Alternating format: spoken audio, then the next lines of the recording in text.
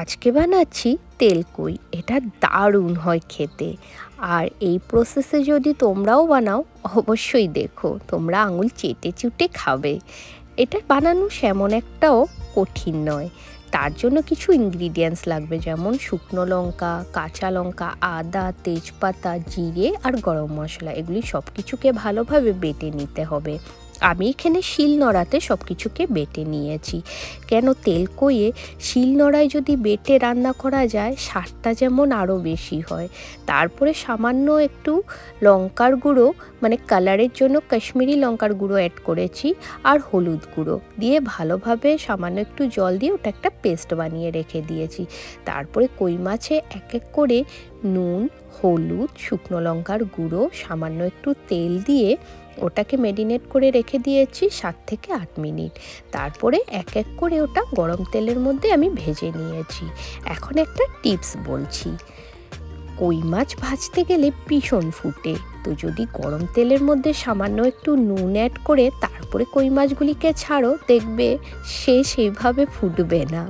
তো এক এক করে যখন কই মাছকে আমি লাল লাল করে ভেজে নিয়েছি, তারপরে অ্যাড করেছি আবার ওই কড়াইয়ের মধ্যে কয়েকটা ইনগ্রিডিয়েন্টস। আর আজকের কই মাছগুলির সবগুলির মধ্যে পেটে ছিল ডিম, তাই খেতে না আরও স্বাদ হয়েছে। আমি ডিম থাকা কই মাছ ভীষণ ভালো পাই খেতে।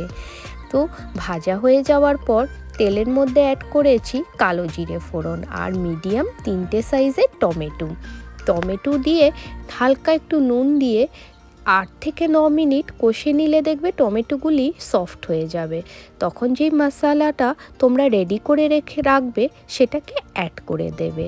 আর 15 মিনিট পর, মানে কম আছে 15 মিনিট কষে নেবে, কাঁচা গন্ধও চলে যাবে আর সাইড থেকে দেখবে এভাবে তেল বেরিয়ে গেছে। তখন অ্যাড করে দেবে যতটুকু গ্রেভি পরিমাণে গরম জল। এখানে কিন্তু ঠান্ডা জল একদম অ্যাড করবে না, তাইলে টেস্টটা চলে যাবে।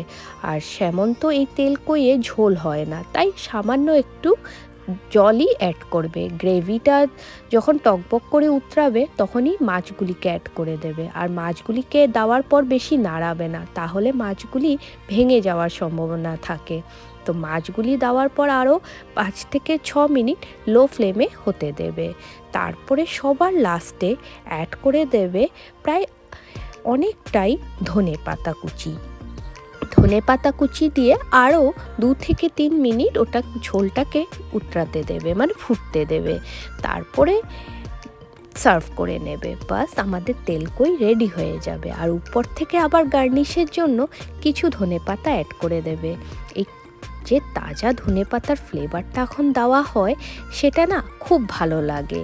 এটা গরম গরম ভাত দিয়ে অবশ্যই এভাবে ট্রাই করে আমাকে কমেন্টে জানিও কেমন লেগেছে।